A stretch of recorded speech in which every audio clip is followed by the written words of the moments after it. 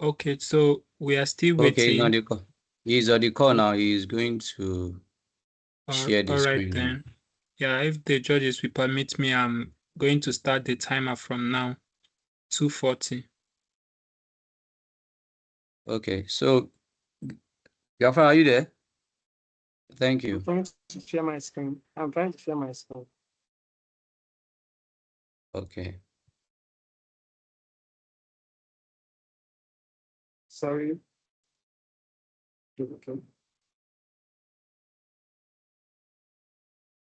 Okay. Can you see my screen? Yeah, we can see it. Yes, we can. Okay.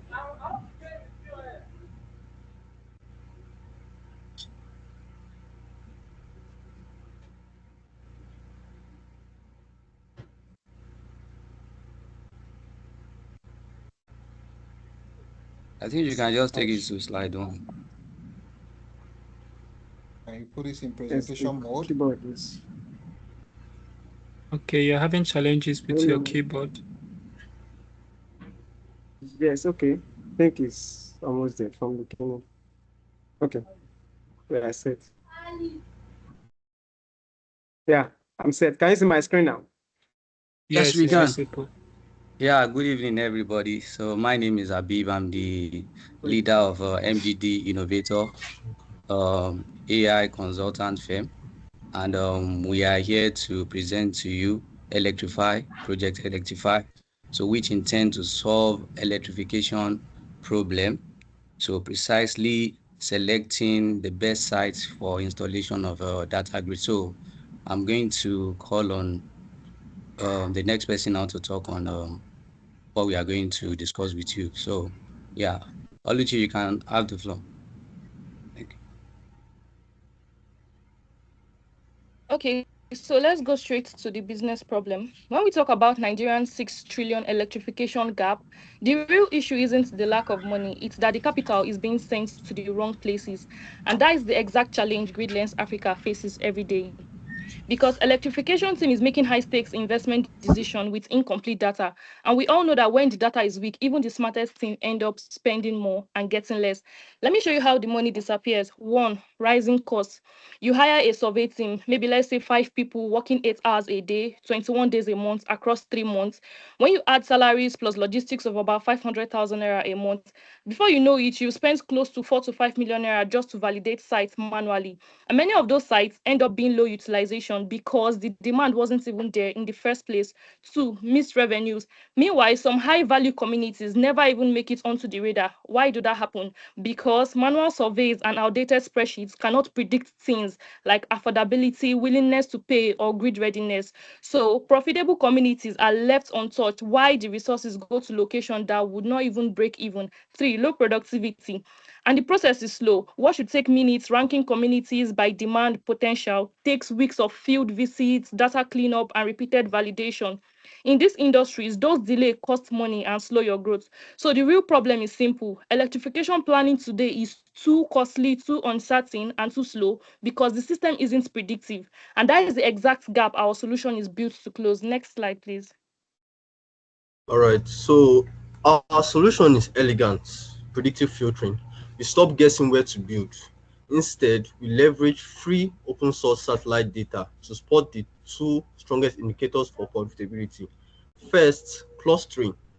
We look for tight clusters of rooftops. This indicates high population density, many more customers with less wiring cost. Second, nighttime lights. We look for the glow activity at night. This is a direct indicator of consumer spending and willingness to pay. This may include markets, businesses, and people already spending money on diesel or petrol for generator fuel. The Electrify AI engine filters this raw data to generate a prioritized list of high potential sites. We only deploy survey teams to these specific verified locations. Our job is to filter out the waste. Next slide, please.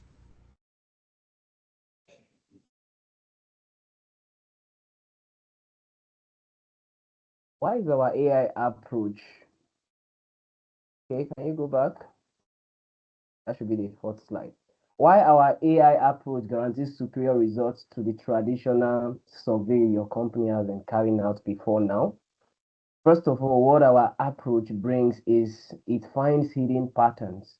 Now, machine learning identifies complex nonlinear factors like density, that is the population with respect to the size of the community, and also economic activities in the community, and then predict success better than humans can actually do. Our model is also scalable and it is efficient. It evaluates thousands of communities per minute remotely, saving time and eliminating wasted trips, which can actually boost productivity. Imagine sending a survey team of 10 persons to actually go and survey two communities. That would take a long time. We invest money and a lot of resources will go, but our model can do this remotely in minutes. Thirdly, our model is very objective and data-driven. It removes any form of human bias, inconsistency, delivering reliable data-driven criteria for every village assessment. Instead of sending survey teams that could just go to a community and select it because probably they have an attachment to that community, our own is very, very neutral and delivers efficient results. Next slide, please.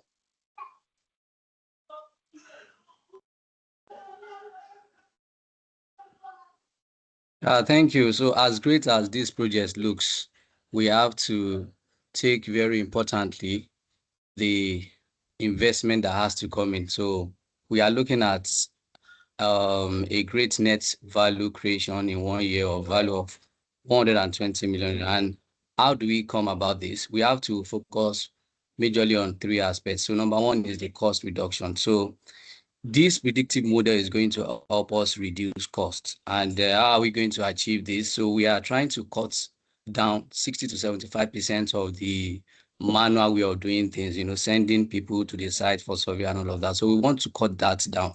So we want to make it more AI driven so that we can make more effective decision. And also the revenue is going to increase because we are going to also cut down on about 40% of the time that is spent on each project. About 4 to 5 months will be spent on each project. So which eventually will allow us to actually focus more on different aspects of the business in a year. And of course, it's also going to increase what's it called 75 to 85% of our return per year. And also we are going to improve on efficiency, so which is what we talk about productivity, because everything comes with a risk. So the risk as we speak now is about 35% of failure. So we are going to reduce that to like less than 10% of having a failure possible at activity or engagement. So next slide, please.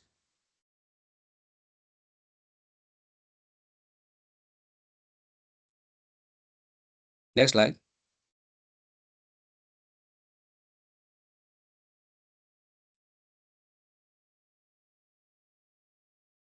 Gafar, are you there? Yes, I'm on the next slide. Data Oh, feasibility. okay. All right. All right. So the data feasibility. So we need data to work on, and we have done so well to also make findings about the availability of the data, the validation of the data we are going to be using. So we are going to be depending on data from World Bank, electrification, DHS, VIRS, nighttime lights, and other open sources. So, and it is also important that we know that there will be challenges like maybe data gap and all of that. So we intend to do proper data cleaning to make sure that we are relying on data that proper decisions can be made on. So yeah, that's it. Yeah, next slide. Thank you.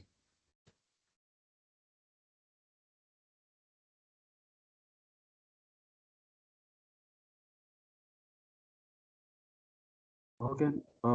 So to answer the questions of how and when, as a team, we come up with 4-phase plan to deliver value in 12 weeks. We propose a tight 12 weeks execution roadmap broken down into 4 phases. Phase 1, which is going to take week 1 to 3, focus on data cleaning and integration. Week 2, which is going to take week 4 to week 6, we focus on model development using robust assembly method. Then phase 3, which is going to take us week 7 to 9, we focus on rigorous evaluation, including cross-validation using SHAP to ensure model explainability. And the last phase, which is phase 4, will take us week 10 to 12, and here we deployment of the toolkit to generate final prediction and policy recommendation. Now, we consider this as a low risk with high return plan with clear milestone. Next slide, please.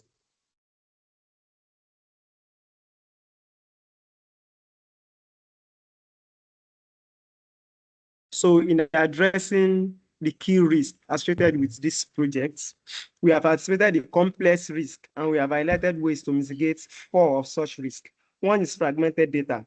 We plan to mitigate against this by dedicating 4 weeks to Nigerian-specific cleaning and using spatial imputations to fill gaps. We are on the issue of black box. We also plan to address this by using sharp analysis. Black box is when an AI model makes a choice we don't really understand.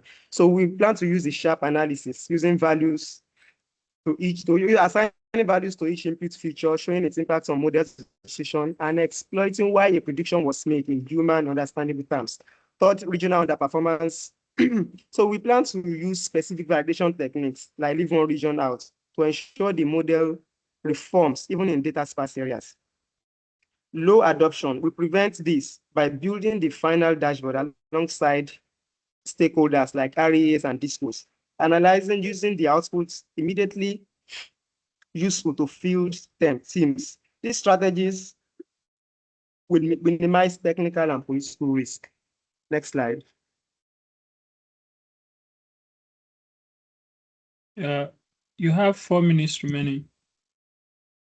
Yes, next slide, please.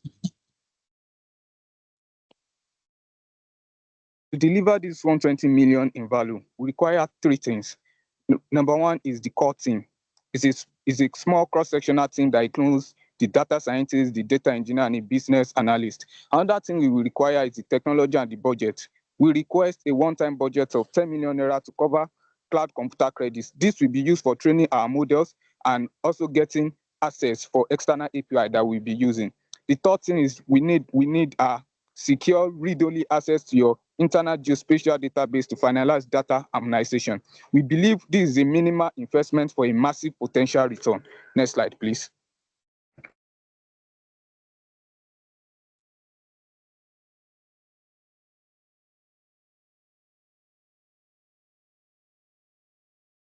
Go ahead. Alpha, are you there?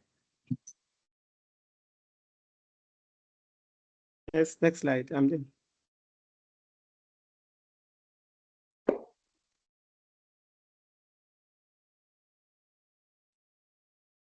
Hello?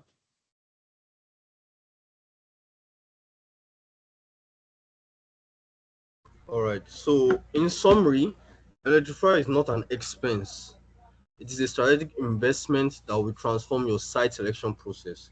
We are asking you to approve an investment of 10 million naira that guarantees a 120 million naira in net annual value. Our ask is simple: approve the pilot funding and grant us access to the internal data immediately to initiate phase 1. Our next step, we request a 60-minute kickoff meeting with the data engineering and finance teams before Friday, December the 12th, to finalize the statement of work. We transform site selection from a costly gamble into a strategic, profitable investment. Thank you. We are now ready for your questions.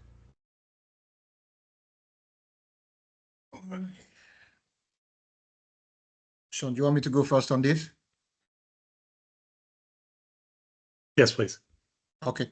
Guys, thank you so very much. Team what again? Let me look so I get your name probably perfectly.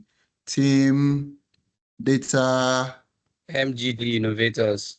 MDG Innovators. Okay. Good MGD. job. Okay, MGD Innovators. Good job. Thank you so very much for your presentations.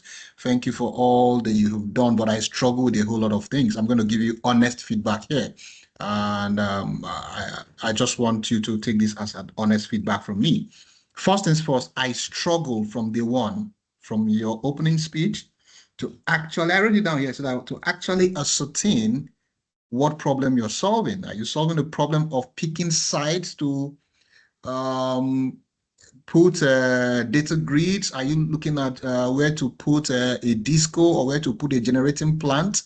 What is the problem Electrify is solving? I struggle to actually pinpoint that. I could see where you saw, oh, it is a tool that will close the electrification gap faster. Electrification gap, are we talking about people using electricity, or are we talking about generating or distribution of electricity? There are too many faces in this electrification business. So you need to identify what problem you're solving. So I struggle with that. And there is a lot of focus on green energy now. So why will you pick where you're going to install grid, or where you're going to the sites where you're going to be putting grid, or where, sorry, correct me if I'm wrong. Are you looking for where you're putting electricity plants, or where you're installing grids? What exactly are you picking a site for that you need to go to villages and do survey? Somebody answer me at least. Somebody just tell me that so I can guide me properly.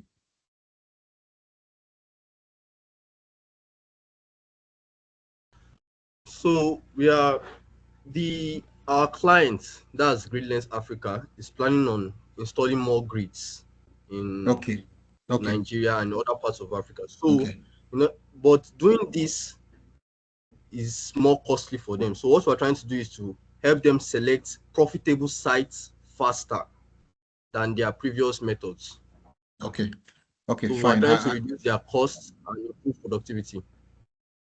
Thank you. Okay, so this is completely specific to a company trying to install grids in Nigeria. Okay, fair enough. Did you choose this by yourself, or there was an allocation of this?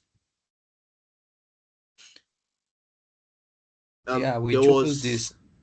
Okay, you chose that project. Fine. Okay, so here is my question again. If you're building this as a solution, how many companies are looking for where they are going to install grids globally? Are you solving a problem for one company, or are you solving a problem for a majority of people that you will have a good return on? So I struggled. That was my first struggle. That was my, once I get that, I was like a knockoff, but I try to follow up with all of the things you're doing. And I love the fact that you're going to bring in technology, you're going to bring in AI, there's going to be a data, but how much data do you even have, right? Where is the data? What's the data source for you to pick out where they're going to install a grid or not? So there is a lot of vague, probably assumptions in here. And there's a lot of open spaces. There's a lot of holes around all of the things you're doing. And second of all, you could have just picked one or two persons to do this presentation and your flow will be better. So this is a feedback. Maybe when next you're presenting, pick one or two persons to do your presentation, and then you have a better flow. And if you're solving a problem, I think I will recommend, if you're going to solve a problem, look for a problem that you are going to be able to repeat. There will be repetition, not for just one company that is solving, that is having a problem, and then you're solving a one company problem. You're not going to make 120 million off of a single company. If it's a problem of electrifying Nigerians, and then you're talking about green energy, you're talking about solar systems, stuff like that, yeah, there is a market for it. But what you're doing, I don't see the market. That's why I asked, who is your market? Who is your target market? And it's a single company. So I don't see much of why you're doing this, and I don't see how this is going to solve a problem for 200 million Nigerians, let alone solving a problem for 8 billion people in the world. That's my honest feedback. But good job, good job, at least good job on putting it together and putting effort on this. But I think you should actually think more about solving problem for people than solving problem for a single company. You could have picked something better to present. I think that's it for me. Sean, your feedback or questions if you do have. Thank you. And I'm so somewhat similar. And since we're on this slide, I'll start at the end and work backwards a little bit. I like that you had a call to action. That's fantastic. And I hadn't seen anybody else do the immediate next step is to get this particular meeting by this particular day with this group. That's fantastic. Great doing that. Starting at the very beginning, what I heard was the problem statement is decisions are made with incomplete data. I think I heard that in the elevator pitch slide. That it's done on manual spreadsheets, and so this is a better way to do it. People are always looking for change, for improvement and transformation, sort of in that order. So the question I had in my mind for the first couple of slides was, yes, you can solve this with AI, and people love to point AI at problems. Does it need AI? For this particular business outcome that you're trying to address, is it a problem that can only be solved by AI? Does it require AI? Is a question I always try to ask myself. And I'm glad you're looking at developing, I have to say, I'm glad you're looking at developing AI models rather than just leveraging LLMs. That's kudos to that. I'm glad that you're looking for finding hidden patterns. But again, I wanted to ask that question, like, can this only be done through AI? Because you're taking the, good data, good satellite data, and then applying it in a way that may not have been applied before to address the issue of slow planning and manual work. And so you're replacing manual work is how I understood it. But then that question I had is, do you actually need AI to do that? Is it so complex? Are the models so, do they have so many parameters, and do you have good labeled data or not?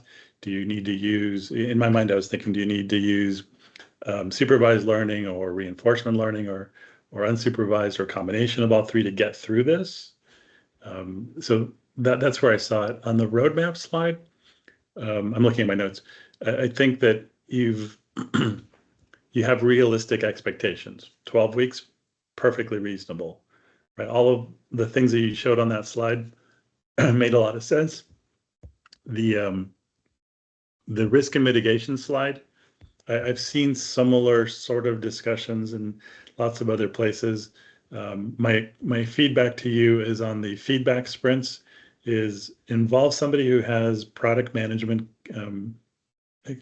skills and capabilities and experience to help guide that through, to make sure that you are first focusing on value and then validating the idea and then validating the solution before going on to production. I think of a lot of the presentations we've seen today, look at the whole picture from the very beginning to the very end, but there's a clear delineation between what you can do early on, given what you don't know and what you do know, before you can really talk about what the end state will look like and what that will look like. The ask was a little bit high in my view for getting from there to here, or from here to there. Does that help?